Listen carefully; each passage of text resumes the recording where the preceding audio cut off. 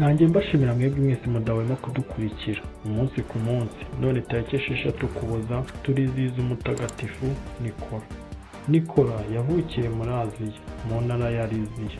Muri kumwe na Dusenge Gilbert naho mu kanya.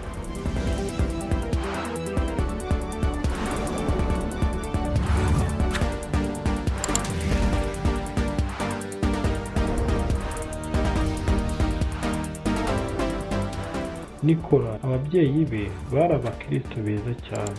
Akiri muto arerwa gikristo, akurana umutima ugira impuhwe, ndetse kubera ko yari afite ibintu agakunda kuyoboka abakene.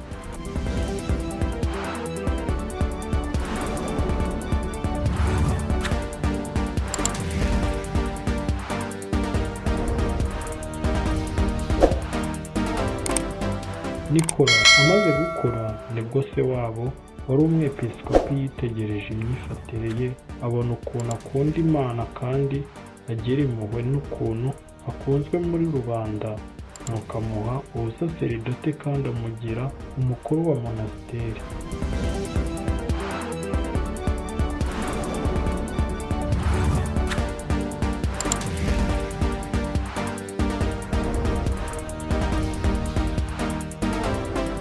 Nyuma Nikora yagiye muri Palestine gusura ibihugu Yezu yabayemo. Agarutse yasanze umwepiskopi we amaze kwitaba Imana, maze aba ari we batora ngo amusimbure ku ntebe y'ubwepiskopi.